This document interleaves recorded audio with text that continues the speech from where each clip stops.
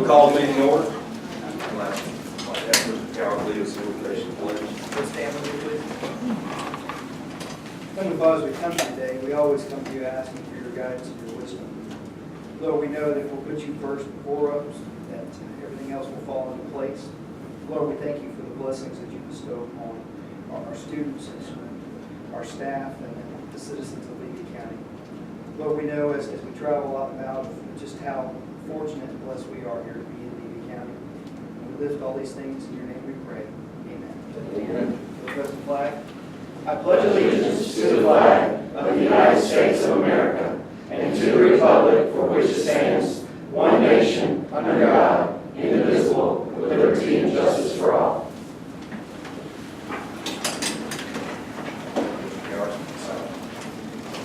Moving to item B, which is adoption of the agenda, and for good cause, I ask that the agenda be amended as follows. We'll delete item I, including nutritional services, local bills, and re-advertise the remainder of the agenda. Do I have a motion? Second. Then moving to second, any discussion? There you go. Ms. Julie. I don't have clarification from the state yet on what our Thank you. Any further discussion? Seeing none, all in favor say aye. Aye. All opposed, nay. Motion passes. This time, I'd like to welcome all our visitors this morning. Got some smiling faces.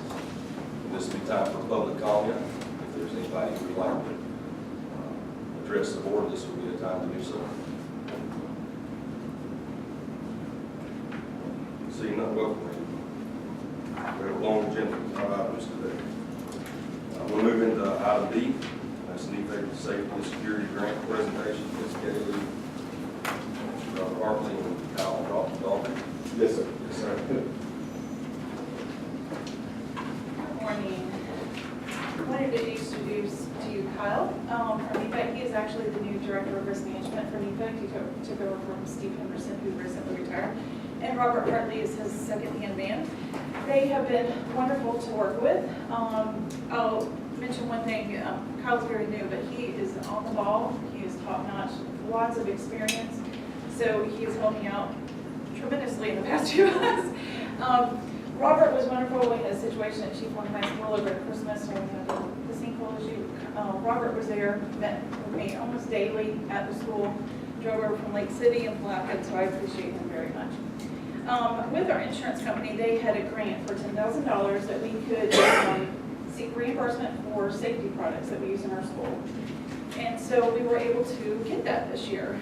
We submitted receipts for things that we already purchased, which they were logs or most importantly was the Raptor system. Raptor system, and then you're also your CBC system and your camera systems.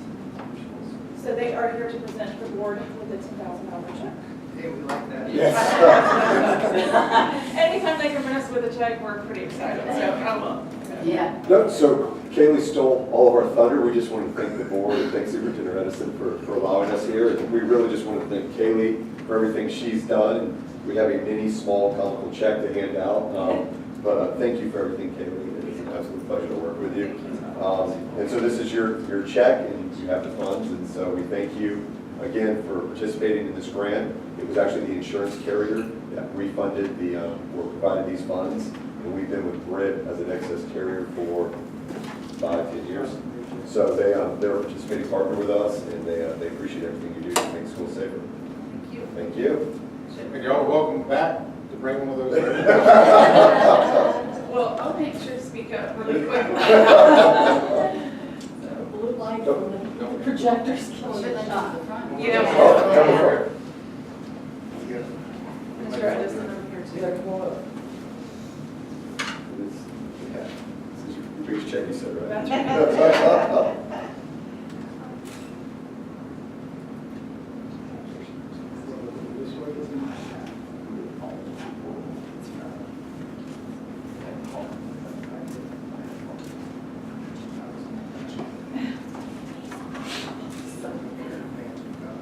Robert.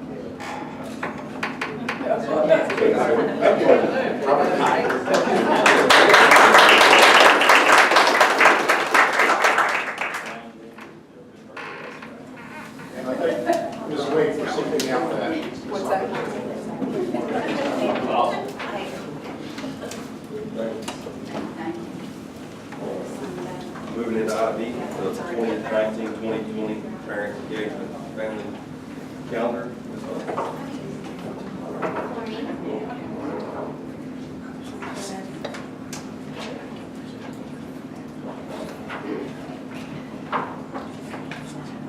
I think you're going to like this.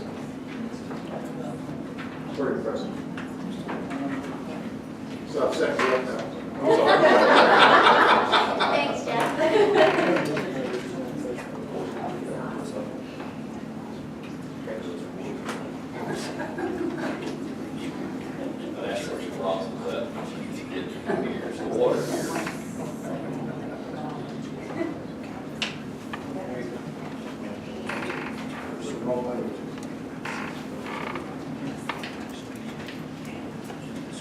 All right, while it's loading, a big part of Title I is parent involvement. So I work closely with all of our school advisory councils and our district advisory council. So we come up with new ways in which we can communicate with the parents. So one of the ways that we came up with this year, last year we did Remind. So that's the app, the two-way app. All of our schools love it. We went district-wide. So this year we came up with a calendar. And this calendar will go into the hands of every single one of our students. And we plan to be, some of the district staff plan to be at every annual Title I meeting in August, and we'll hand it out to all the parents and families there. But I want to show you what it looks like, because I only had one hard copy, but I'll pass this around so you can see.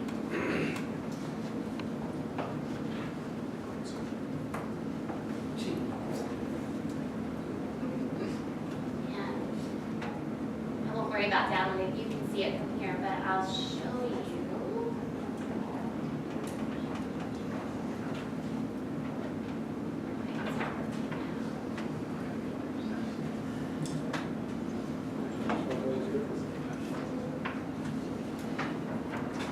Well, just scroll through from up here, but we tried to make it very unique to every community.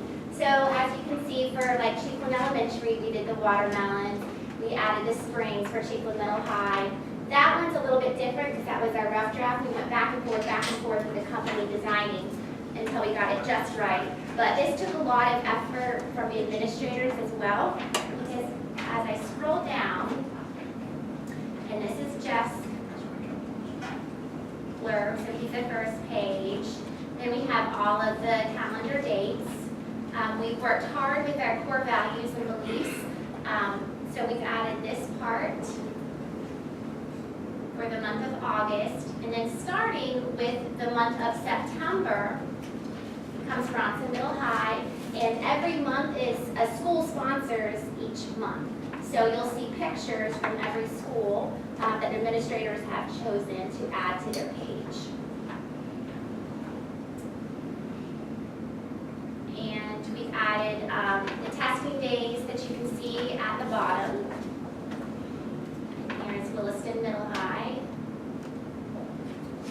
So we've just tried to make this unique and something that would capture the parent's eye. And our hopes is that there's little holes at the top of the calendar. Our hopes is that they put this on the fridge, that they use it. Just a new way. Just we're constantly thinking of ideas on how to communicate with them and get information out. So if this does really well, we'll continue it for next year, and we'll continue to meet with our district advisory council, and anything that they want to add to this calendar, we will add it. We're going to get this translated into Spanish as well. I love this, Chloe. I love having a hard copy and not having to print, and especially with the testing dates and not That's stay what the- over a couple of weeks sometimes. And that was surprising. We met with the district advisory council, and they said, we want to go back to paper. There's so much digital now, especially with the Remind app, that they mentioned that we want more paper. Yeah, everybody does a great job of getting things online, but I know personally, I print out month by month and tape it, so to have a calendar like this is great. I love it. Yeah, look right on it. Yeah, I right. When does this go on? Is it finalized? So it's at the printers now. Yeah. The Spanish copy will take an additional 2 weeks. I just have one request from her, if you put the major peak times and time charts in there, it'd be great. Got to feed the dog. I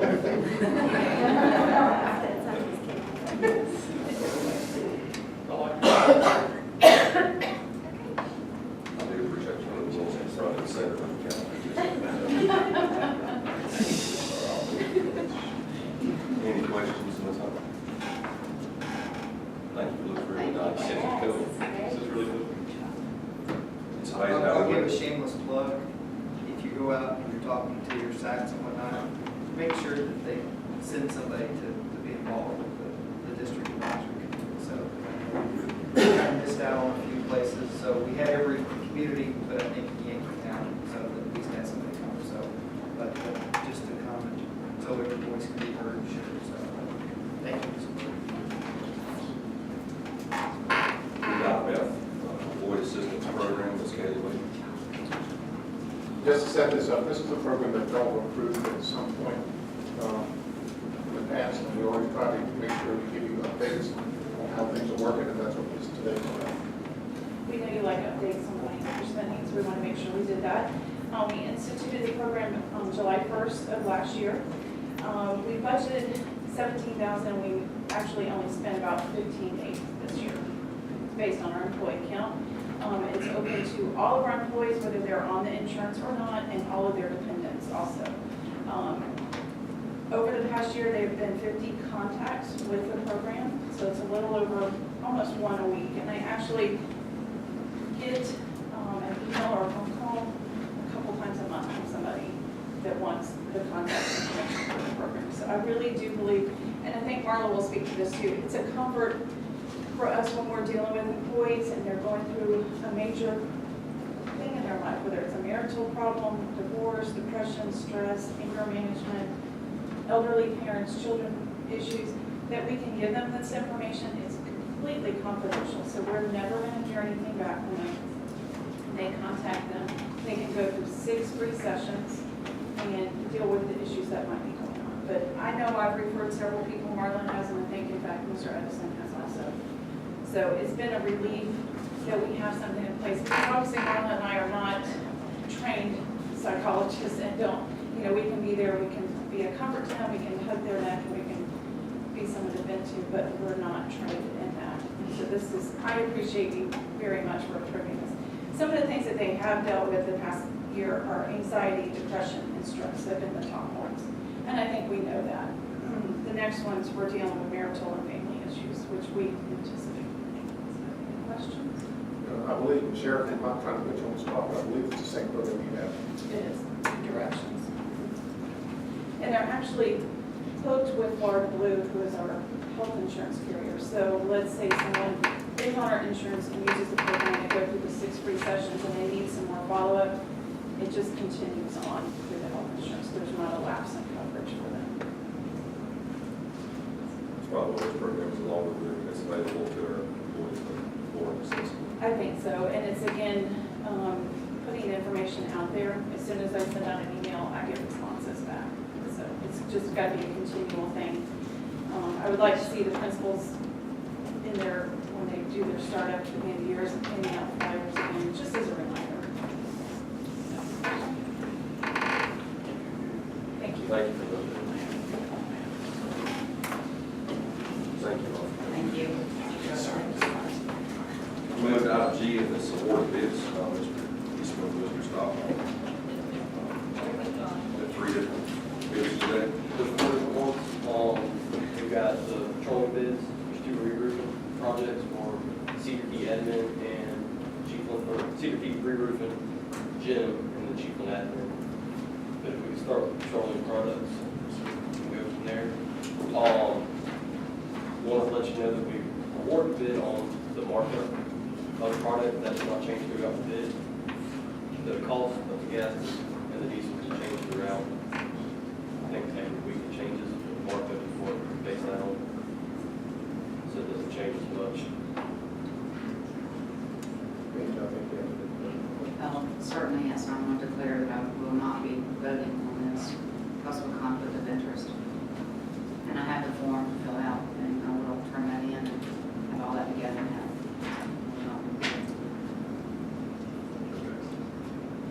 just to let you know, we roughly use about 20,000 gallons of gas, oil, 20,000 throughout the year, and our rough estimate is about 175,000 gallons of diesel fuel. We don't track the fuel oil that I know of, but it's a small amount, and it's went down over the years from Williston Middle and Williston High School combined. That's so much there.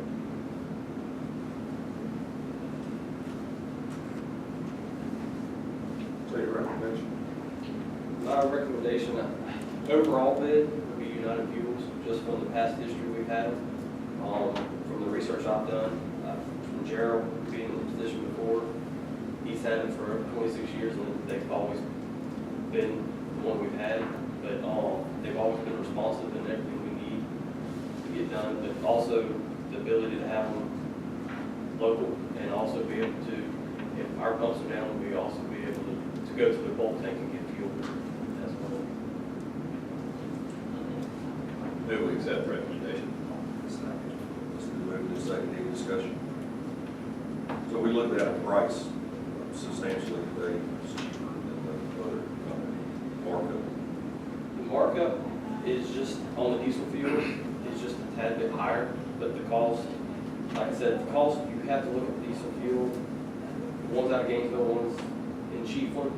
I don't know how much difference it makes on that, but I would assume they pull the prices from the same week, and, you know, it was still less on that week. Further discussion? Seeing none, all in favor, please say aye. Aye. All opposed, nay. Motion passes. The next one's the re-roof for Chiefland High School admin, 1903.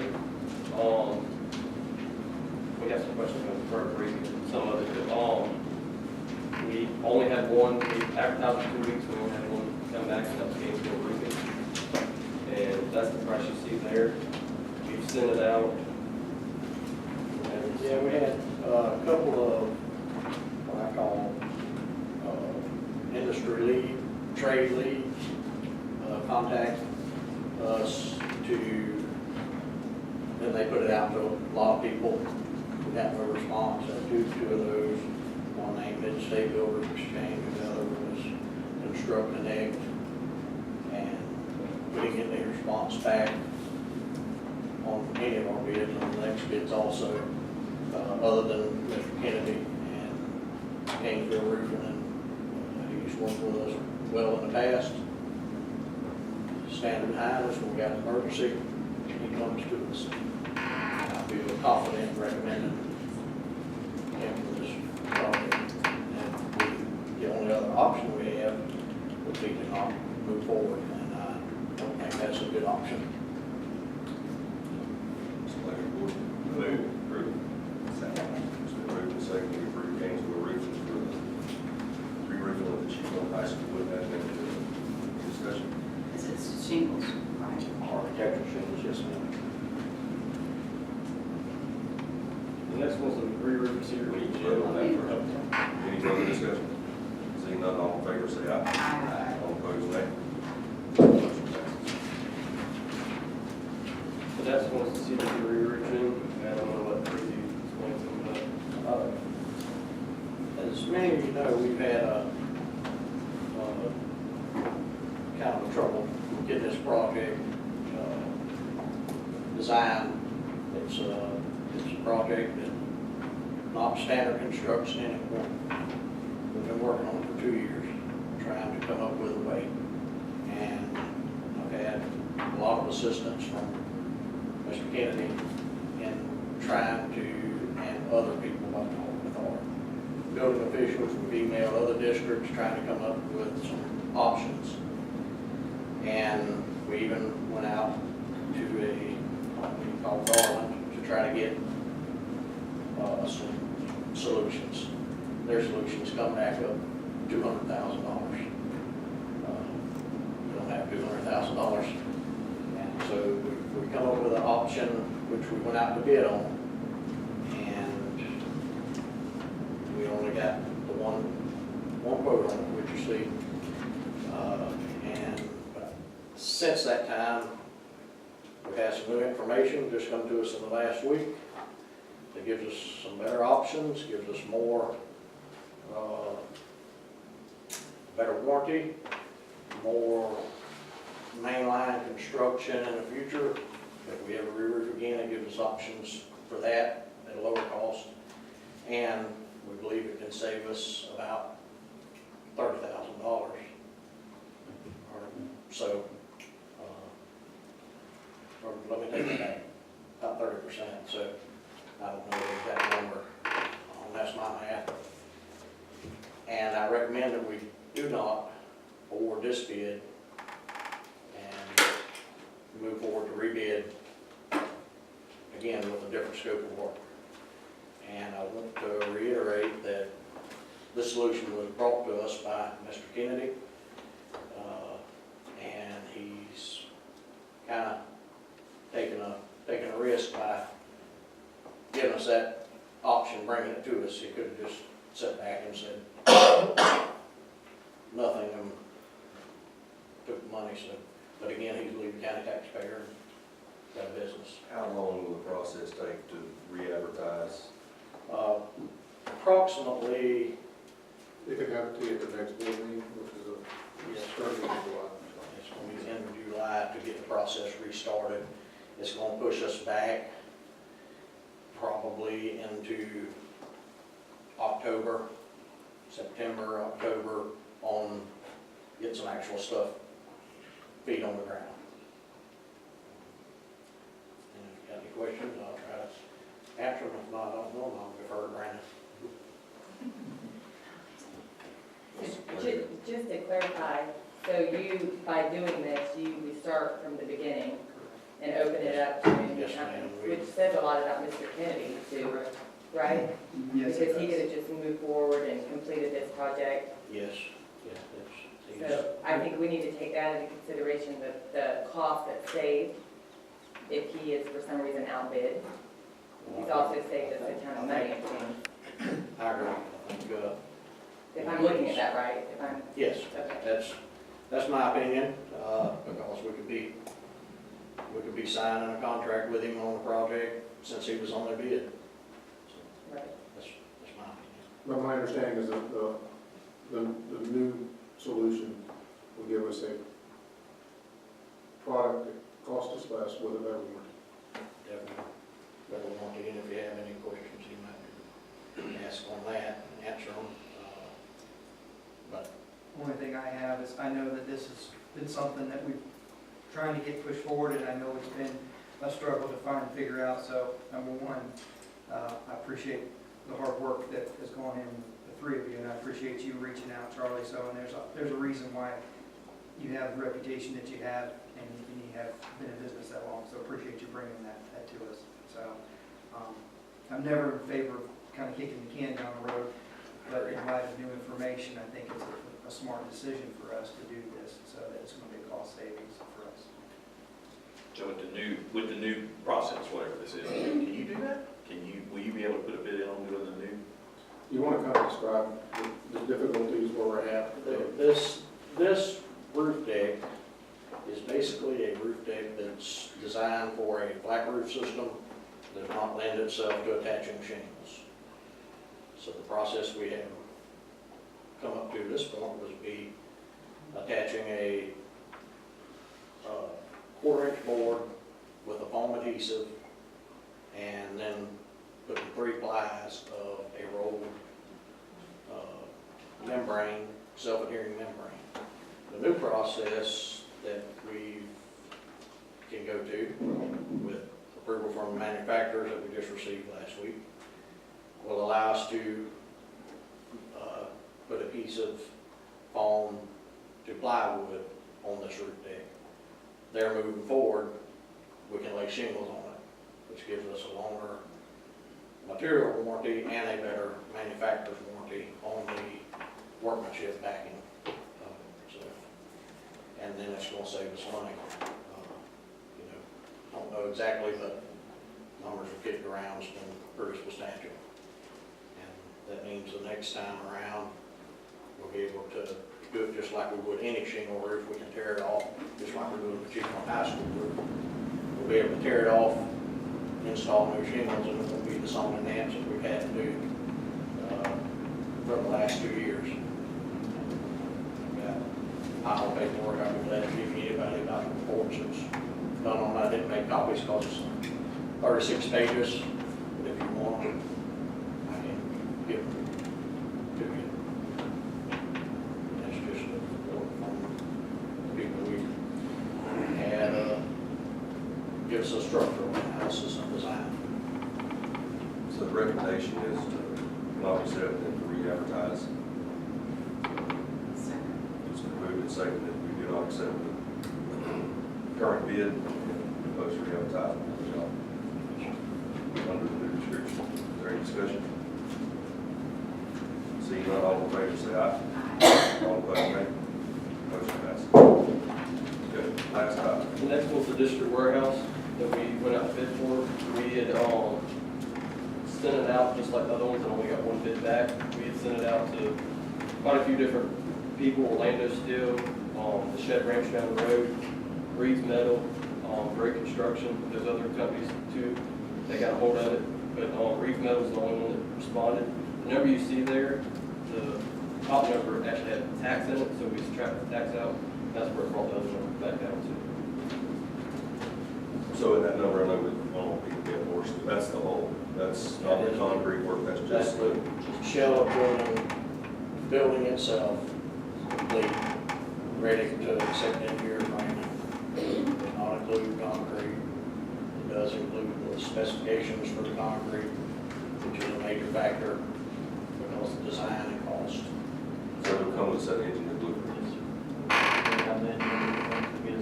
Layout for the concrete and the direction of the building. How everything goes together, and the concrete has to be there for the footer and all that. One of the other people that we sent out to came back to us with, it was a little much for them as far as the design, and this cost is a little more than I initially estimated, but if within the allowances, we allow to remain in budget, So this is just for the build, not the erection. not the erection. Yes, sir. Just build deliver to your kid, basically. Yeah, about 4 deliveries, you get it all here. I feel very comfortable and recommend it. This is a good thing for the district as a whole. You all are in our neighboring county, correct? Yes. Is it manufactured there? Yes. Every bit of that is built there at that house. And they're a big participant in the community, as many of you know from the fair. We also get distortion. Start with procedures issue. I think it's a good partner for us.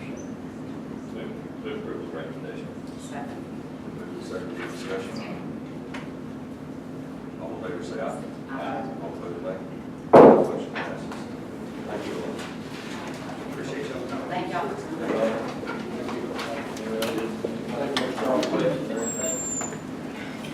We call it down.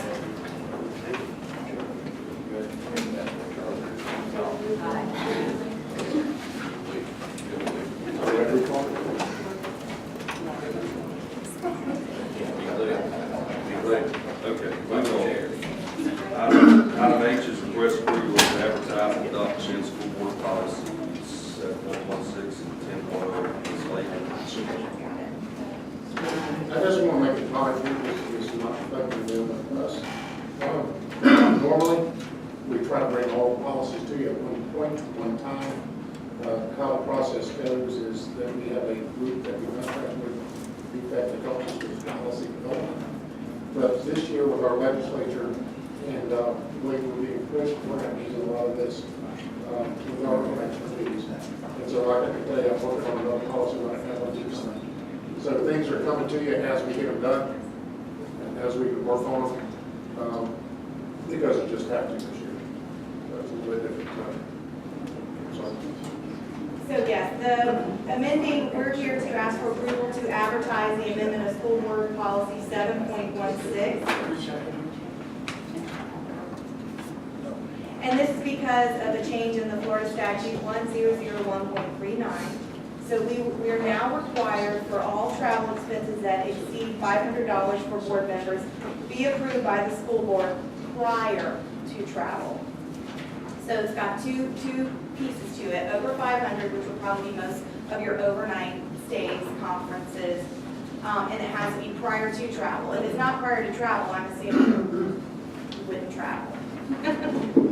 So the language here, we're just going to spell out exactly what is in the statute. We have added it to number 10. It's in red of that policy. There will also be a new form that will have to be completed that will go along with this that Ms. Angela has, and she'll help keep you guys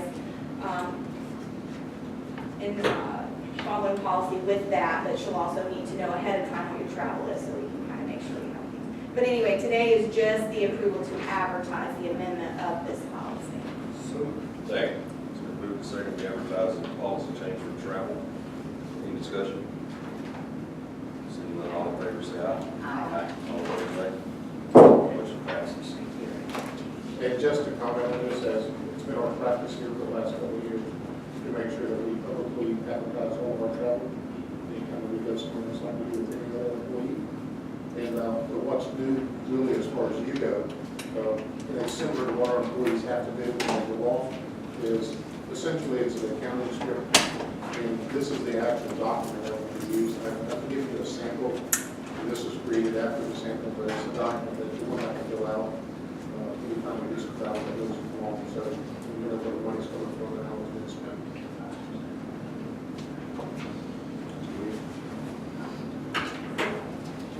Bringing for you today is 10.08 of policy, and the change that I made was putting in that basically with the new job descriptions that were also included, making sure that the managers are notice for getting their ServSafe certification. And that ServSafe is good for 5 years.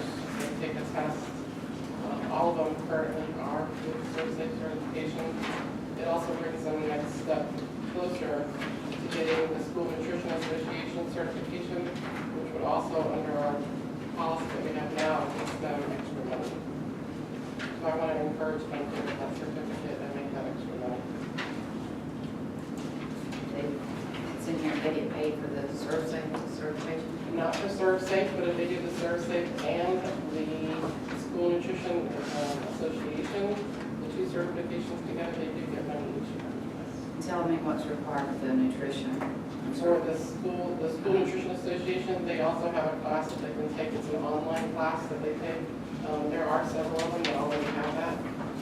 They take that and then they submit the CEUs that they get from that training, and it goes toward getting the level 1 certificate in the School Nutrition Association. And they did all that at their expense? No. We cover that under the School Service Department. It's actually a requirement that they have some sort of certification through the USDA, so it is covered in our department. The trainings are covered. Yes, ma'am.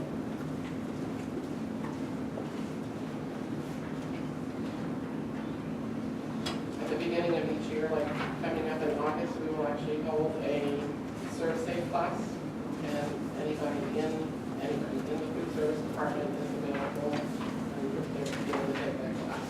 So a lot of work on these, just to prove the school food days. And that's those days like that, the days of food service.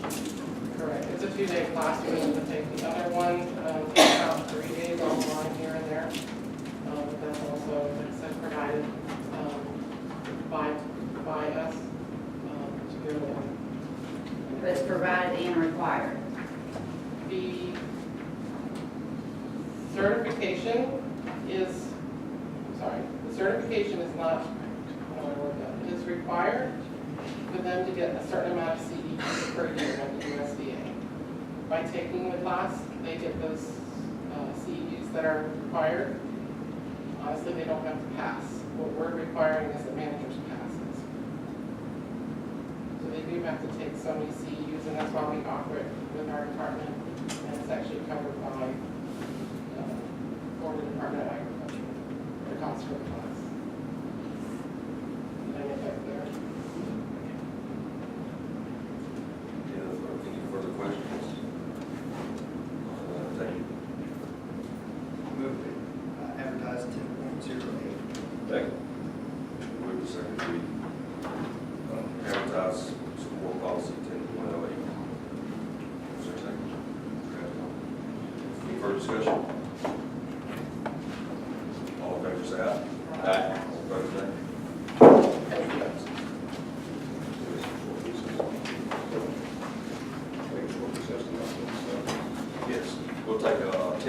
recess. You'll allow set up for our next presentation. Call the meeting back to order, and we'll start with item I, which is 2019 budget workshop. Ms. Lake. All right, good morning. I'll try to make this as fast and fun as possible. Heavy on fast, little on fun. All right, so here is our budget timeline for this fiscal year. Today we're having our budget workshop. We'll have our budget review and approve the trim ads on July 22nd. Please keep in mind all of these dates are governed by what we call the trim schedule. And so it's a tight ship starting July 1st to September 11th. July 30th is when we will meet to adopt the tentative millage and budget. That is a public hearing. And September 10th is when we will adopt our final millage and budget. As I move through this, if anybody has any questions, you may ask, but I may, if I know it's going to come up later in my presentation, I may wait to answer.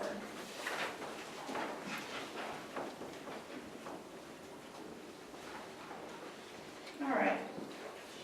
So first, let's recap the 2018-19 FEFP and our FTE before we discuss the upcoming year. We saw an increase of 47 cents per FTE in the base student allocation, the BSA, which didn't mean much to our district as we saw a decrease of 107.88. That's a recalibrated FTE with the fourth calculation. What this simply means is this has resulted in a loss of over $400,000 in state funding between when we built the budget, approved it, and until now. So this was a loss of flexible dollars before our categoricals. In terms of categoricals, we did see an increase of a little over $597,000, with $571,000 of that increase accounting for just two categoricals, being the safe school allocation and the mental health allocation.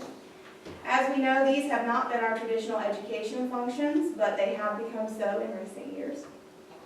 So moving on to class size reduction funds, they were also reduced by a little over $23,000. And then finally, the fourth calculation recorded, this is when we get to see what McKay actually cost our district, is in the fourth calculation, and it cost our district a little over almost $515,000, and that would again be in lost revenue. And there's no administrative fee, that money just flows through us and out to wherever? It never flows to us. So it never flows to us? No. Okay, all right. That's my understanding, because when they're doing the counts, there's always a McKay count. Gotcha. It's just not finalized and recorded until the fourth calculation is But complete. somehow or another, we are the accounting mechanism. We are, because those are our students that are offset, so they record them in our district, and then that's the dollar. Now, McKay is something to keep in mind, because as I move forward, we have a new scholarship we're going to have to deal with. It is very similar to McKay in terms of how the accounting will work. So now let's take a look at the proposed. Does anybody have any questions on our fourth calculation? Anything I just mentioned? Now let's take a look at the proposed FEFP for next year. We got a little good news. If you notice, the base student allocation is increasing by a little over $75. This is good. But before we get too excited, we really need to dig a little bit deeper to see what this means. And just want to make a comment that the advertising or the rhetoric that's out there is that the schools are getting $242 per student more. But that $242, the difference between $242 and $75 is all categorical dollars. So let me back up. The base student allocation is our flexible dollars. This is how a lot of school districts fund their upcoming negotiations, okay? What the superintendent's talking about is a per pupil dollar amount, and that is after you factor in categoricals. So of course, if you look at the change in categoricals, with that growth, it sounds really good until I tell you where that additional money is going to fund and how much it's actually going to fund. The BSA is also how we pay for like when the electric bill goes up, which I'm not sure how many people's electric bill usually goes down from year to year. They normally Correct. are increasing. Correct. So, or toilet paper. So we really pay attention to this BSA. The per pupil is just good to know, because then you know how much the state is actually funding your district. But the BSA gives you a lot more information about what the next year could look like for the district.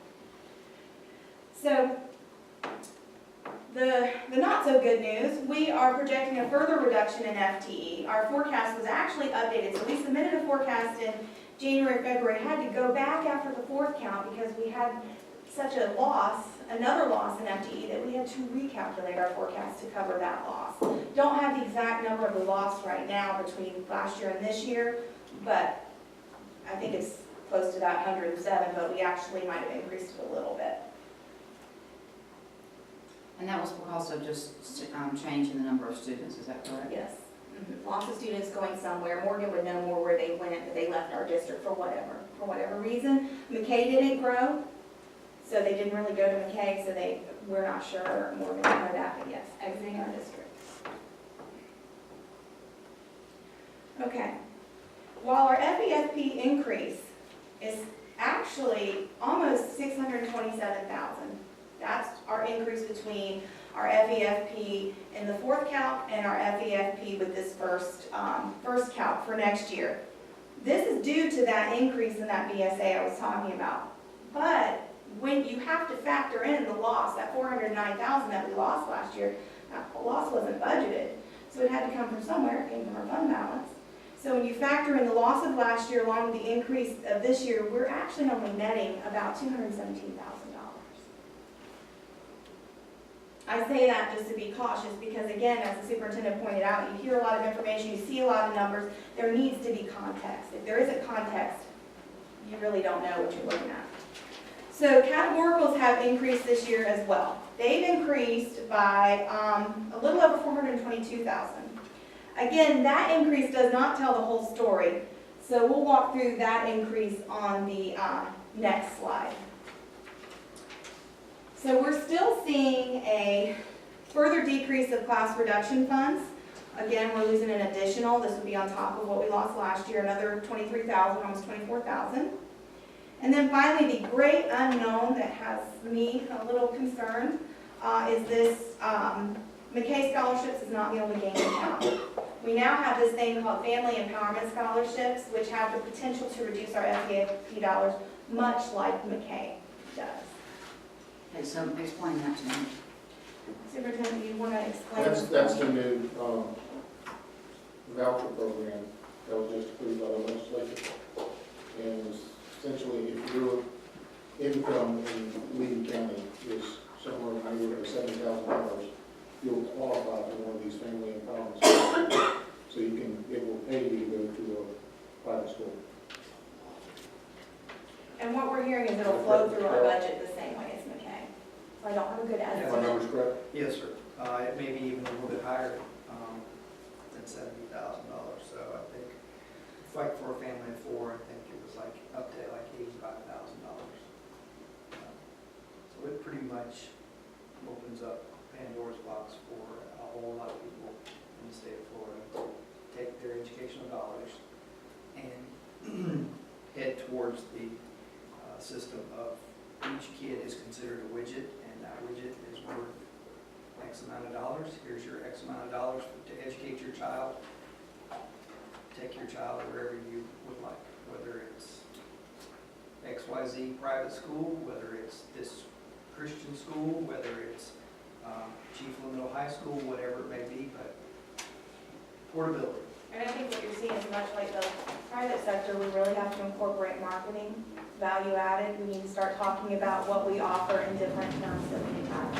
With one exception, Mr. Asbell, Ms. Brookins, Mr. Etheridge, would either of you advertise for your competitor?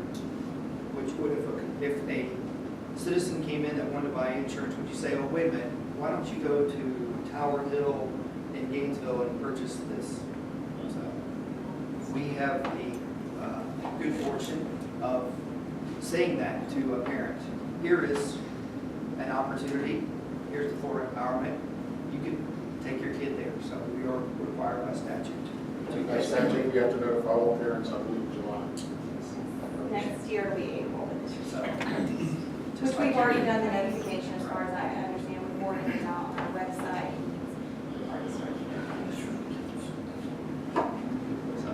I see opportunities. That's right. So that's why, we wanted to make everything that, we've heard this comment before, we want to do everything we can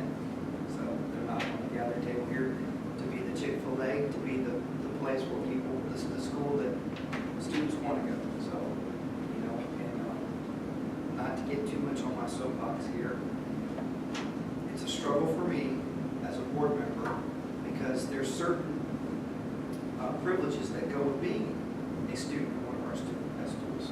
One of those privileges would be, you know, being part of some type of extracurricular, whether it may be a state championship baseball team in Williston, or maybe it's competing on a livestock judging team, an FFA, or being a member of IQ, or participating in a play. Those opportunities are afforded to every child, whether they're part of your school or not, if they are part of that zone area. So it's a slippery slope that we're headed in. Sorry. No, it just makes you think of the type of employees that you have. You have employees that ought to work for you, want to work for you, and have to work for you. We need to find, and want to work for you, we need to find those students that want us. And, you know, they have choice. It is what it is, but that's the opportunity. So, we have to counter the bad news a little bit. The other thing is though that some of those places will be able to take, to use an analogy, sift the cream, and then our public schools across the state will have to take and educate what students that are left behind, whether they have some type of behavioral issues, because those schools will have the ability to say, no, I'm sorry, little Johnny doesn't behave in classroom, it's dependent on, so guess what? He gets to stay where he's at, he doesn't get, they will pick and choose what student that they're going to take. Sure. Well, that and also, Mr. Coward, one of the things is that there is no accountability. There is none. And the public schools are held to a high accountability as far as graduation requirements. But there's none there. And what we see often are parents or families that go for an opportunity, then they find out they're not happy with that opportunity, then they want to come back. And the education that they receive in some of these places sometimes is not the quality that we would, and all of a sudden we have kids that are 1, 2 years behind. And those dollars have stayed where they were, they don't go back to. All right, so now let's review that change in categoricals. So I said that the net change in categoricals is projected to be a little over $422,000. Remember, categoricals are generally less flexible than the dollars increase for that change in the BSA. Categoricals are restricted for more specific purposes. So notice the categoricals in pink. These are the few that tend to be a little less restrictive and are used usually to support some specific salaries in various educational programs. And notice they're projecting a decrease of a little over $86,000. Next, in the blue, we're showing minor growth in the Safe Schools allocation, which will be passed along in full to support the SRO program, and another small growth in the mental health allocation. The majority of growth is coming from the allocation of Best and Brightest, as it's been added to the FEFP. In the past years, it was handled outside of the FEFP. For those of you who don't know what Best and Brightest is, this is a bonus program for instructional personnel to be used for recruitment, retention, rewarding, those who meet specific qualifications, most of which have been set by the state. However, as you can see, the total increase in allocation for those three allocations is almost $656,000. So those three allocations account for a growth that has exceeded the net growth. That's because other categoricals were reduced to feed these three. So as you can see, we're showing minor decreases in instructional materials, supplemental academic instruction, and virtual. However, the largest and most impactful decrease comes from the $314,000 reduction in digital classroom allocation. This is used to purchase Chromebooks and various technology needs for use in the classroom. Does anybody have any questions about this? Do you kind of see where the numbers are coming from and how they're working?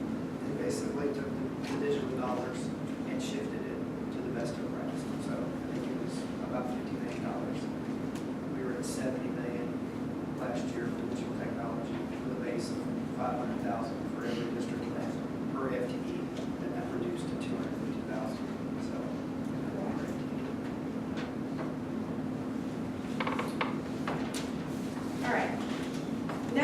here general fund revenue for fiscal year 18-19. This is with the projected for 19-20. The fiscal year-to-date collections have already changed. I did this as a snapshot a week ago, and so we're continuing to collect through July for this past year, for 18-19.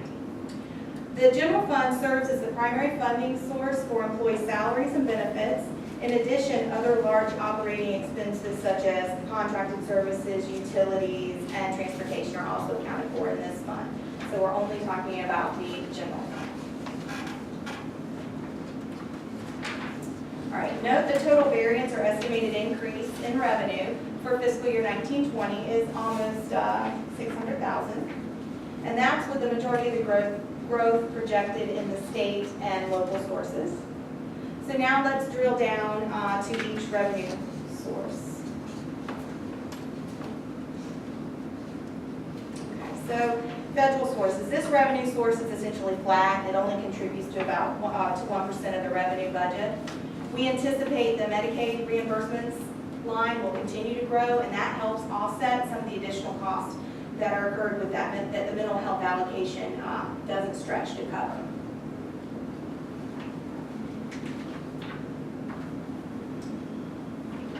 We have the state sources. This source accounts for 73% of our revenue budget, with the FEFP 81.5% of the budget. Very large portion. And the FEFP, take a look at the FEFP variance, the first line on the far right.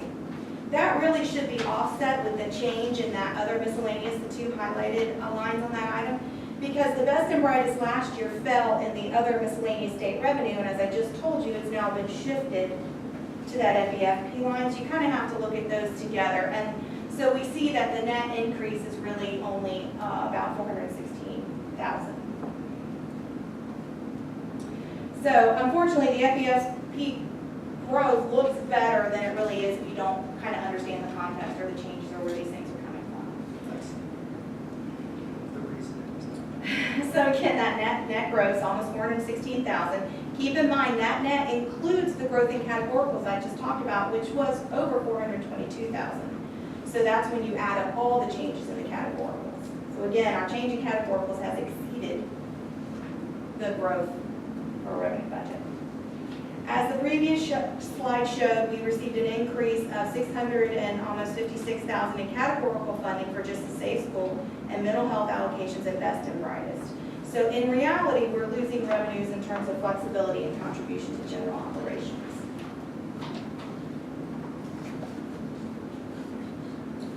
Okay, this is local sources. This source accounts for 23% of our revenue budget, with the RLE, our property tax, accounting for 90% of the local sources. When the RLE, or required local effort, for our district is released by DOE in about, I think it's mid-July, we'll have a better figure of this year's expected tax revenue. I'm not optimistic that we'll see much of a change, since the RLE will be set to collect the same tax percentage as last year, and the estimated taxable value that I got from the property collector didn't show the growth that it showed in 2018. And I'll show you what I mean. So you can see the taxable value in 2017 and 2018, that growth, and then the estimated for 2019. So the 2018 taxable value increased 9.8% between 2017 and 2018. 2019's estimated taxable value, the projected increase between 18 and 19 is 4.7. So that growth of 9.8% between 17 and 18 resulted in a 4.32% growth in collections. So we don't get to capitalize all of it. And that was almost $400,000. 2019, just doing some quick math, trying to make an estimate for you all, it looks like we'll probably grow about 2%, and that would be roughly 190. But again, I'll know more when DOE gives us the RLE. But as you see, that 1920 is the fourth year in a row that they've reduced the RLE statewide. So we've had a reduction again for 1920. Anybody have any questions? And that's the house position on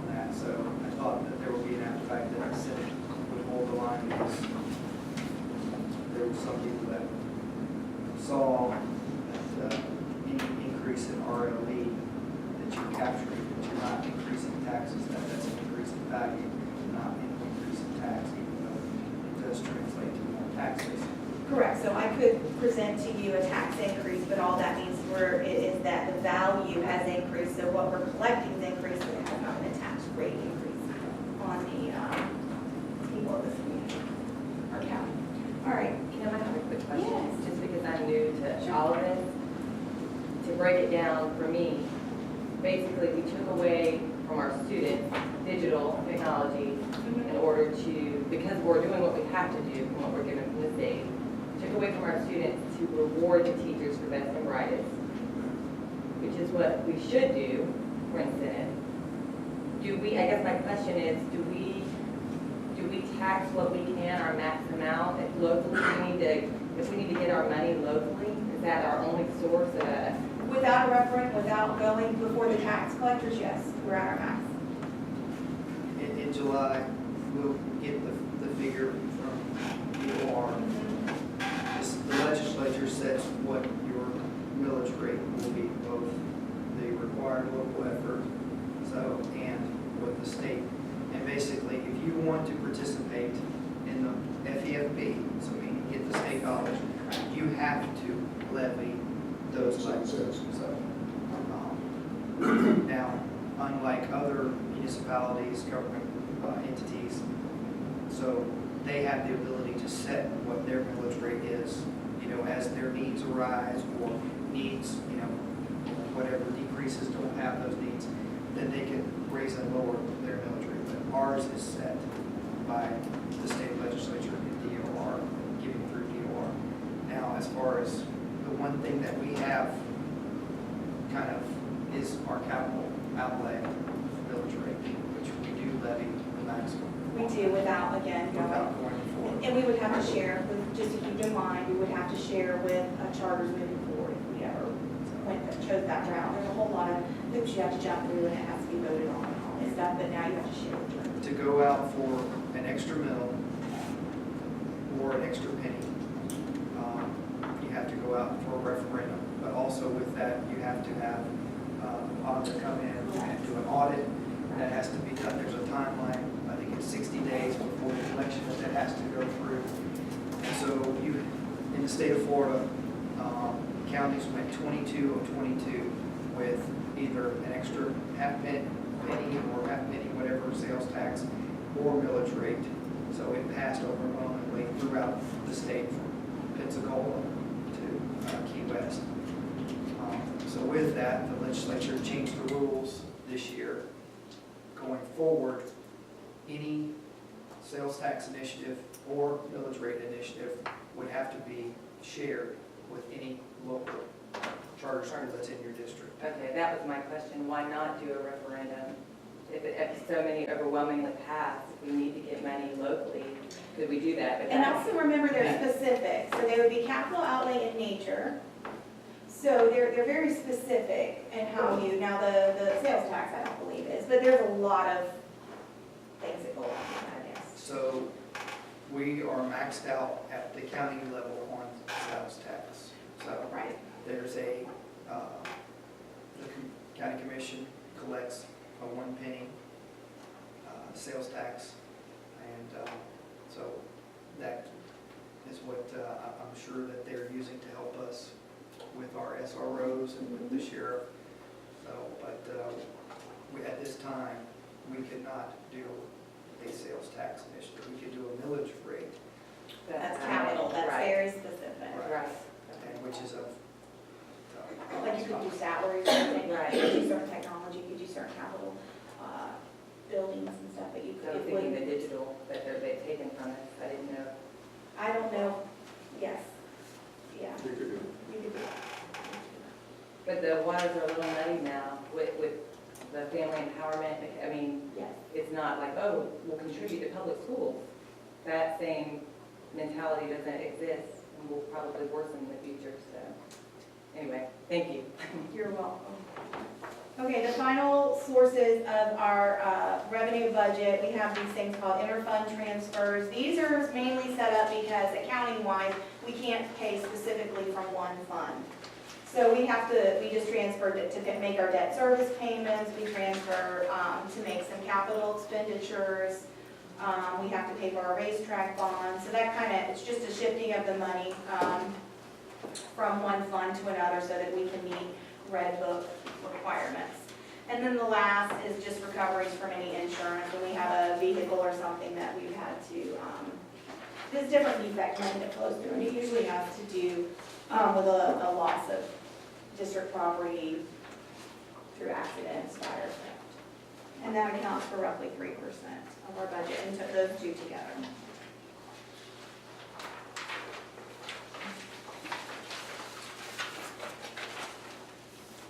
All right, so this is our expense categories for 18-19 and 19-20. These are shown by object. As you can see, our largest is salaries at 58% of the budget. But when you add in benefits, that accounts for close to 77% of our budget. So let's take a little bit closer look at these expense categories. And you can see overall, our variance is around $315,000 increase. Okay, this category is probably the most fluid early on in the budget process because of all the instructional changes, is the salaries. However, this is the most important and costly category as it comprises, again, 58% of the total budget. You can see it's relatively flat when compared to last year. So when I present the tentative budget, I'll have a firmer handle on this expense, all expense categories, as we're still processing payroll, reviewing conferences, and projecting accruals. So let me show you what this looks like on a graph. Sometimes that's just easier to see. Our classroom teachers, in terms of salaries, our classroom teachers are 55% of that budget line. 22% goes to other supports, our bus drivers, custodial, maintenance, office staff. 11% is administrative, that would be both district and school administration. 6% to instructional aides. 5% for other certified, which are our reading coaches, guidance counselors, any mental health professionals that we employ. The substitute line, this includes two components. If you back up and look at substitutes, you see that that is only a smaller portion, that's $75,000, but here I'm telling you it's over $717,000. That's just because we account for we have two types of substitutes. We have substitutes that are certified teachers that are paid, that fall under this salary, and then later on you'll see subs are paid with a different object code. I combine them together because they're all subs, so you can have a better idea of how much you spend out in total for sub services. And then of course, the board members are very, very bottom. What was the percentage on classroom teachers? 55? 55%. And then other was? Other support is 22%, so they're not in the classroom, but other certified impact teachers, and so do aides, so those are 6 and 5%.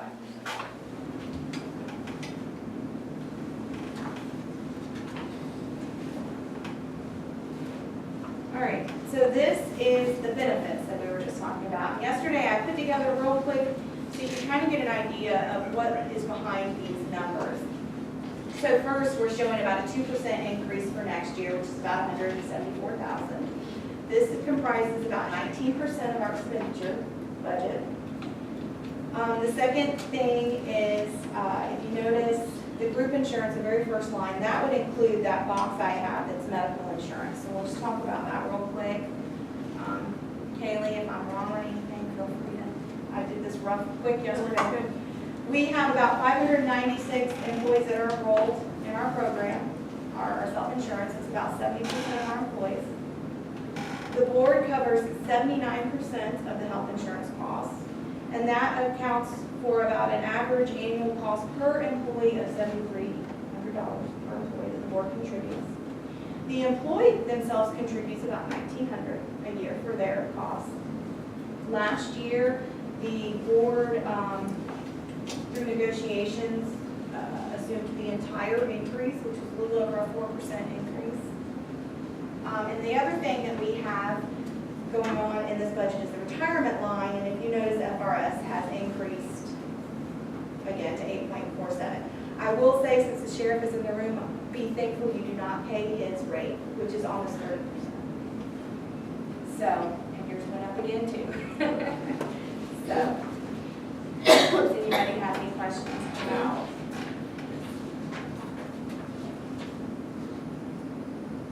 All right, the next is purchase services. This accounts for about 12% of our budget. You'll see it's got a very small growth, almost 75,000. When you look through these categories, you see it pays for things like, we have the Object 310's professional and technical services. This is where you'll see therapy and psychological services, mental health services. Actually, mental health services, if you look at the variance on that line, it doesn't tell the full story because last year, mental health services was budgeted in this line because we didn't know if we'd be able to hire anyone. We did, so the actual mental health allocation driving that line has shifted to the salary line because that's where the person sits. So there's just about $120,000 change right there. This is also where any payments for our school resource officer program sits. Then you go down to other purchase services. This is where the charter school FEFP sits. Now this does flow through us. I pay them monthly. I do all the accounting from the state to us to them. They then take it from there and do their own accounting. But last year we flowed through about 1.5 million. Next year it's increased about 30,000, so 1.53 is what I have for next year. And then the repairs and maintenance. This would be repairs that are not performed by our school district personnel. So mower repairs that have to go off-site, vacuum repairs, auto repairs that have to go off-site, those types of things. Does anybody have any questions?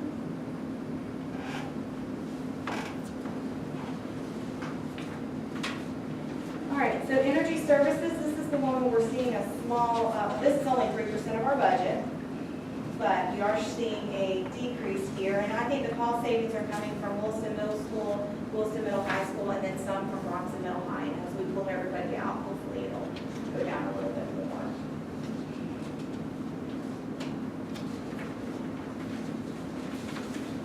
Materials and supplies, this accounts for 4% of our budget. We have a small increase here, about 90,000. This includes our textbooks, all the supplies that flow through the schools. That very top line, supply line, it includes any roll forward funds. So we allow schools, any of their unspent dollars, discretionary dollars, they are able to, or schoolhouse budget dollars, they're able to roll it forward to the next year. So if they saved a lot the year before, that line is going to increase, but it's just increasing with unspent funds from the prior year. And food, anytime you see food on our budget, these are from hurricane expenditures. Julia can't pay for the food, so, and this will probably go away now that we have contracted with the county, but this is from Michael.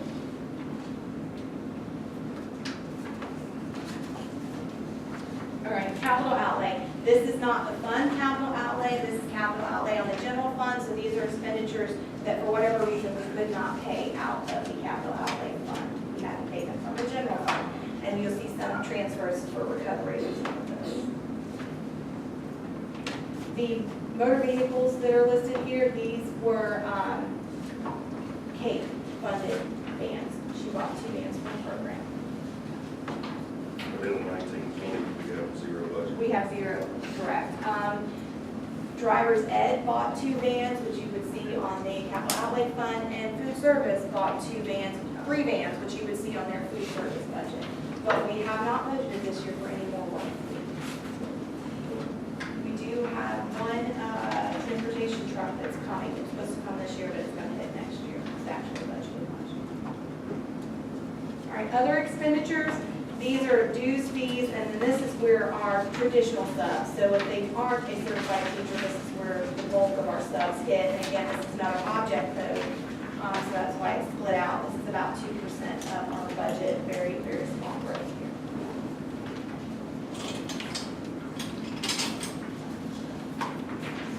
All right, does anybody have any questions? This is my last slide. So finally, let's talk about the district challenges. We continue to face challenges, some that are within our control, most are not.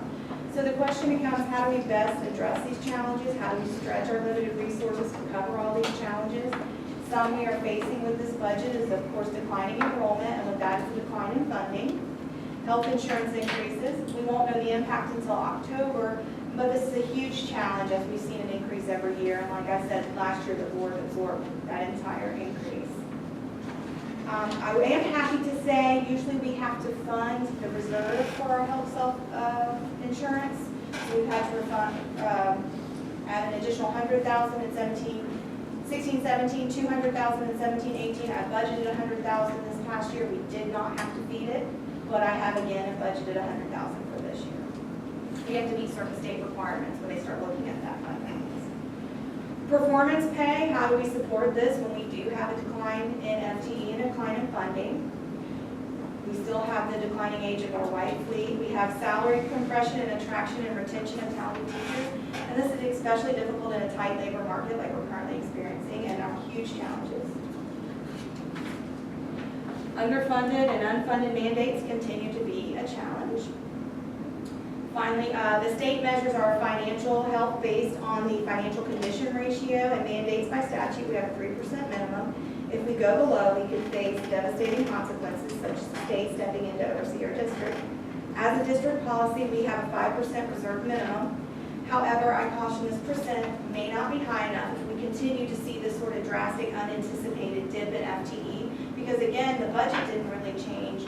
What we tried to make changes and adjust as quickly as we could, but a lot of that would come from our budget.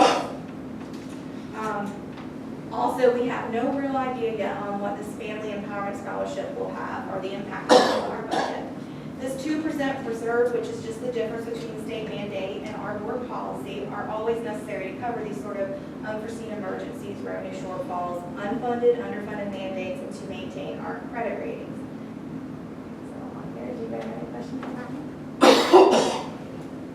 I think we all know why we keep it. I just like to stress it, because also the one thing that people have to remember, we may have a 7% fund balance, whatever it's going to end up being. That doesn't tell the whole story. Remember, it includes assigned portions of the fund balance.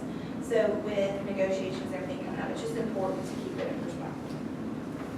So I think this budget, all in all, could look a lot worse. We have that increase in BSA and those personnel changes that we made throughout the year, some adjustments to think that I think it could look worse if we hadn't made those changes.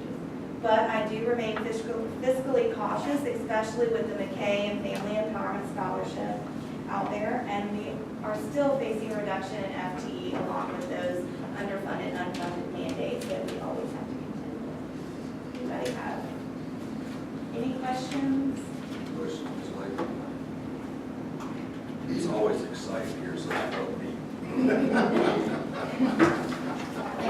Drawing up an impossible funding. System. I would like to say, I think this is your second year presenting the budget. I appreciate the transparency, openness, the professionalism behind it. I understand that it takes hours before a board meeting and after a board meeting to depict the different funds, and it took me a couple of years in a red book because it's complex. And the reason it's complex is not because of us, but because of the way the funds come to us with, like the word strings attached to the way they're spent. And it makes it difficult. I appreciate the work of you and your staff and everybody doing to present the workshop. One thing I will say, I know we really mainly always focused here at the state level. This is a year, ESE, IDA. So it's a year where they're talking about funding for our students that have disabilities and have challenges in their education process. So kind of took on a leap of something that I've never done before. I'm going to be on the Federal Relations Committee for FSBA. Those funds, I think it's never been fully funded for those students, so we always are at a deficit for those students.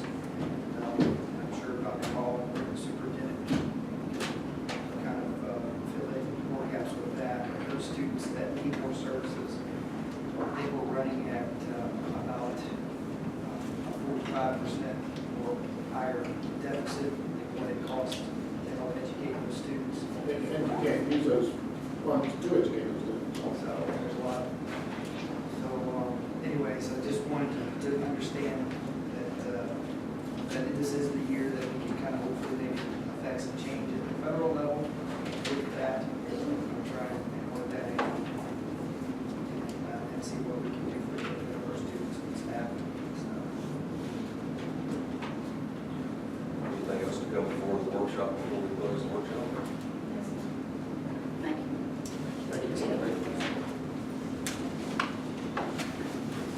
We want to have Jake approval of minutes of the June 11th, 2019 board meeting. Motion to approve. Second, pass the minutes of the June 11th board meeting. Is there any discussion, any additions, or corrections?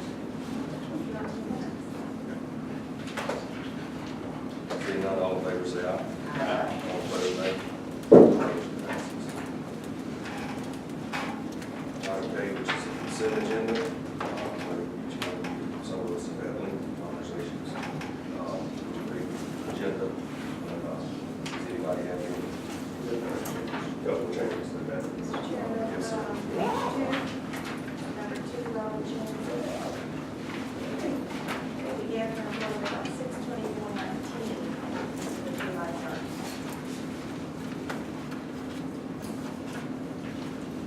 And on page 4, number 21. Job description, request approval to change the current title of carpenters / painters, lead painters. It's carpenters only.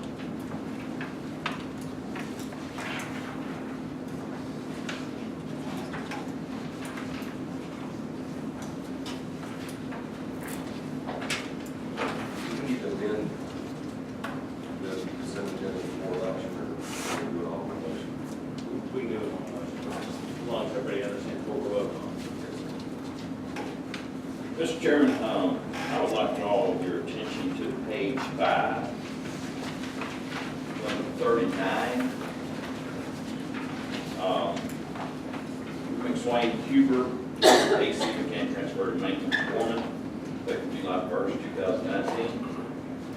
I would like personally to say, I have a close relationship with several people with the maintenance department and Mr. Huber. And I think he is an exemplary employee, always goes above and beyond. He has been on vacation before, handled air conditioning, handled things, and I think that is a great move. And man's resume speaks for itself. I like to see us promote from within, and I'm glad he's here with us today.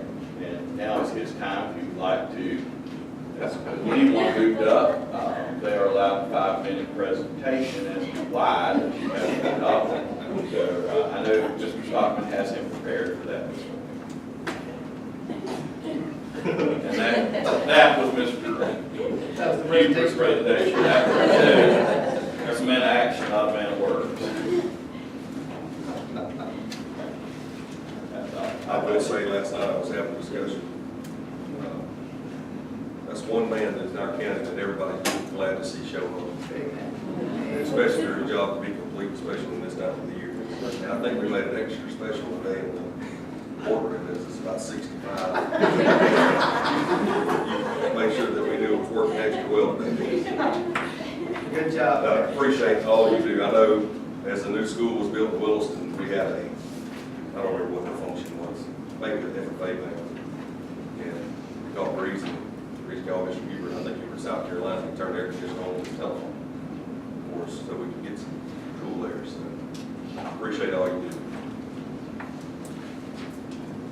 Mr. Chair, one thing I will say is I appreciate under finance where we're going out and using other people's hard work to piggyback off good bids and being fiscally responsible. So I appreciate all the efforts that are going into those things. So others that do that, so it doesn't go unnoticed. And I just really appreciate all the extra conversations and everything going over all these contracts and things that we need to look at and look into, checking on our agenda investigating, so that we'll know about all these things. And I think we certainly have looked at it thoroughly, gone over our consent agenda, so I'll make the motion to approve. Second.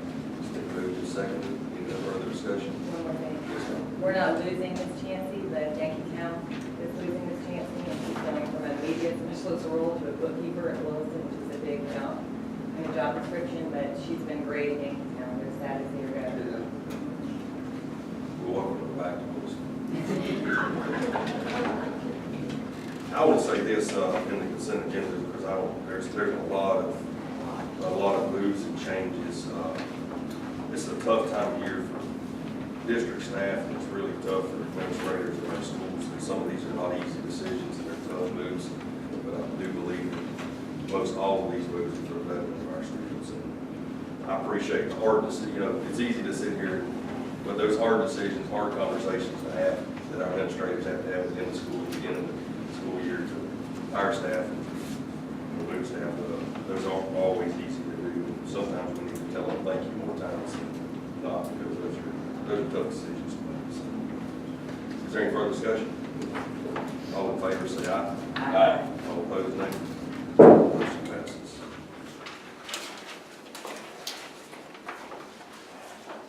We'll move to item L, superintendent's comments and recommendations. Just a couple, just to let you know that we had a bus driver, her husband passed away. It was Miss Mary Ann Lees, husband Walter Lees, sent them flowers on Farmhat. Let you know that was last week. One of the things that I've been working on here, and I'm in the middle of doing some work with, can't think of the name of it, but where you have your charts of who goes where, whatever. This is a model, one of the books that I've been reading is called Balance on Leadership. And this is, shall I say, highlights the pyramid as far as what comes first. And you heard Mr. Etheridge today, and I know you related this before, but when you talk to me, it's going to be about students first. And so we're going to try to do a little, shall I say, I don't know what this is called, but yeah, the organizational chart's what I'm working on, but as far as how we make decisions and what we do around here. And I see, and it's going to come, Mark Rivers is working on this, but this whole background is going to be the board. You're the one that supports everything we do in the district. So hopefully something like this will be coming to you soon. This is kind of how I see how we do it. That's it. We'll start with board comments today. Listen, I don't have too much. I just wanted to give a shout out to Yankee Town with their third grade scores from testing. They had the highest percentage-wise of level 5, which is a big deal. And also Yankee Town is having a first grade reading camp starting July 10th. So they're working hard over the summer to maintain that. And with that, on that note of the level 5s, I think it's important to remember how many bright kids we have in Levy County so often.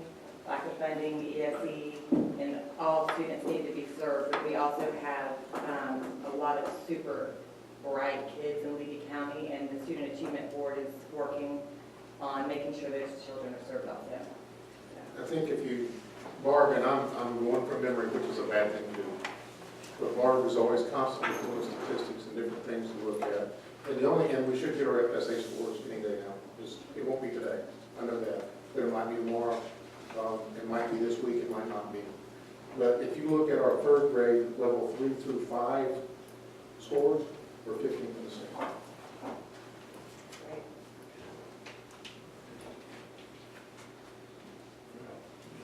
One more thing. Yankee Town's also getting a new playground. I know we're working on sand, Breezy. I don't know where that, I don't know how much they need or. But I think the foundation's doing the playground also, which is exciting for the kids. That's it. Mr. Asbell. Well, I had stalled, I would be towards the end, so I was prepared for Paige Brookins to take off the thunder. We can skip you. I'm not ready. No, and then the superintendent answered my main question. I was wondering when those FSA scores would be, so that kind of thing. I would also like to just take a moment to commend the sheriff and Mr. Webb for the hard work that they have put in. Keep kids safe. nobody gets to know about, but we know the work that goes in there, and it's a really amazing thing, and I appreciate it. Well, I like the sheriff, I did not know I would be one of his, communicating and spend as much time with him as I am now. I feel like I need a badge.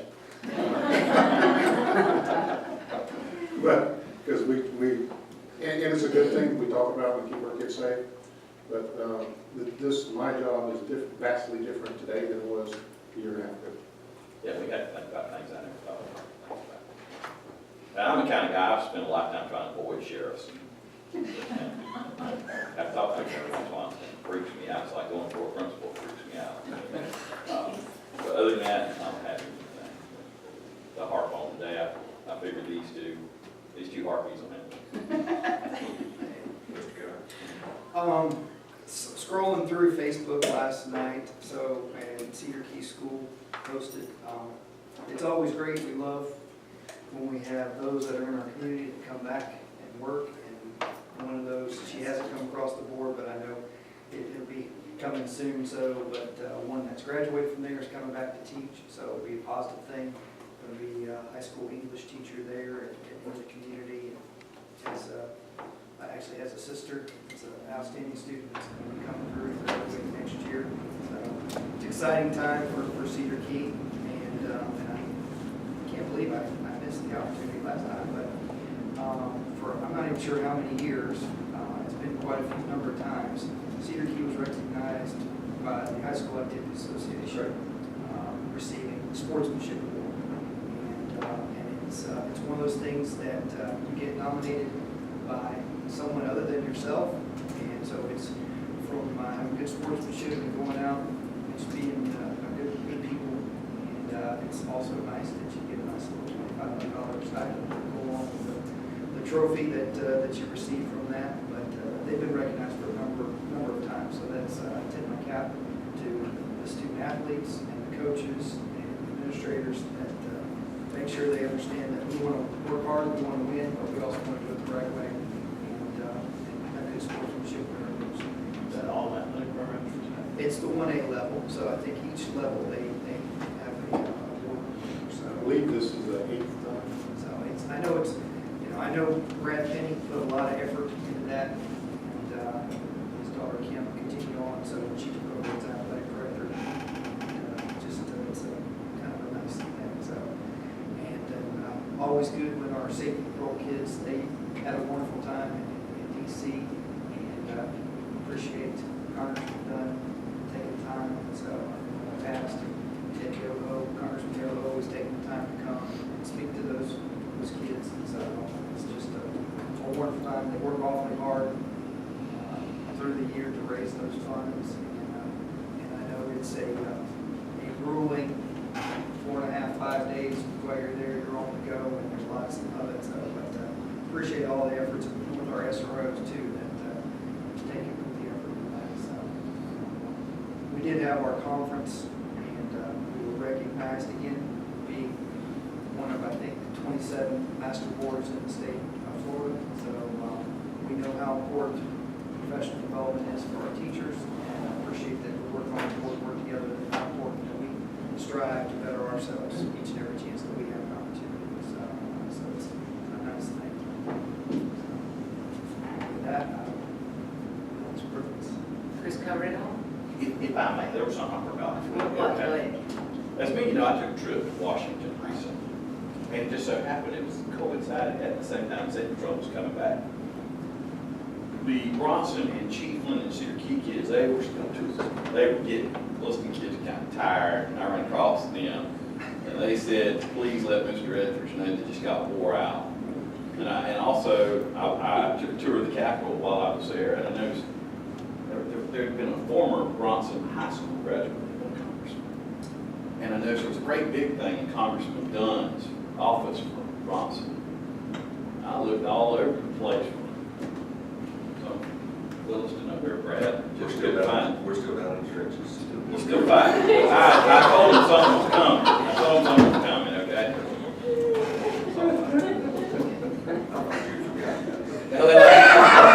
About did. He sent a picture when we were in Tampa and all that, so, yes. Yeah, y'all was working hard, I was up there playing. But I think Chris did cover all those good points and all the good things that everyone's working hard in the summertime, and great things are happening. But I know that we do have some change in our agenda with our school board meetings. We only had one more. We have one in July, the 23rd on Monday, and then the one on the 30th. That's correct. So then school's going to start, and we'll be getting back in the regular grind. So, Mr. Chair, I'm going to ask again. I would like for it on our agenda, and I would like to see and get comments from people that were actually in the pilot program for the sub-program to please present to the board about the sub-program. I really am interested in that. I want to know before we go forward. I want to know before school starts. I want to know more about what was happening in the pilot program that we went through. It's on the agenda. It's on the agenda? Okay. All right, so we'll know and we'll go over that.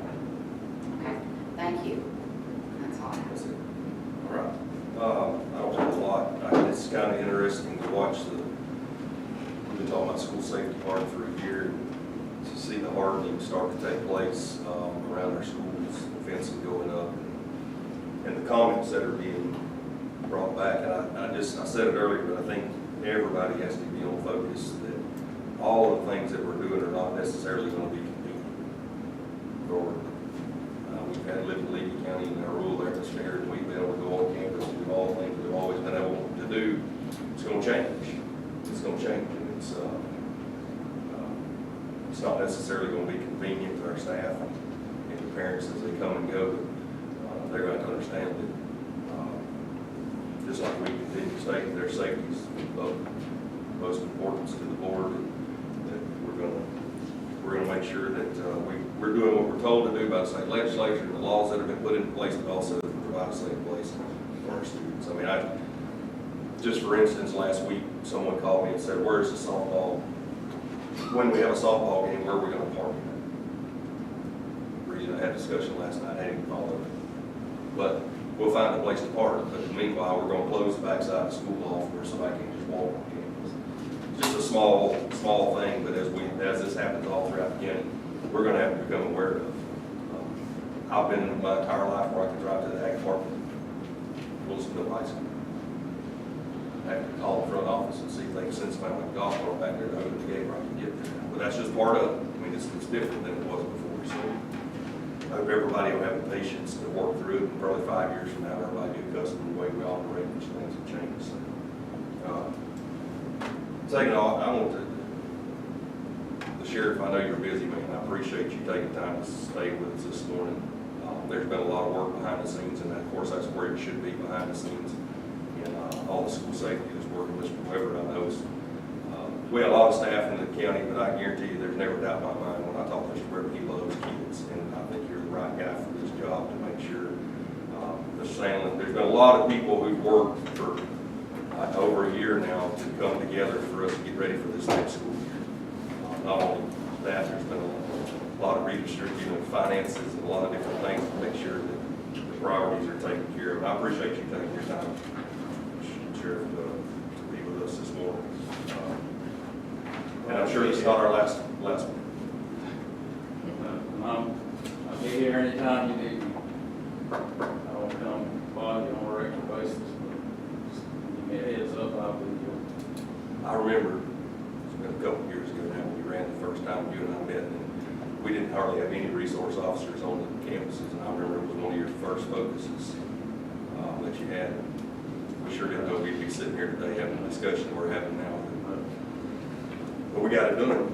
Yeah. We got it done, so. Getting better every day. Yes, sir. Is there any other comments? Any other business to come before the board? I'll entertain a motion to adjourn.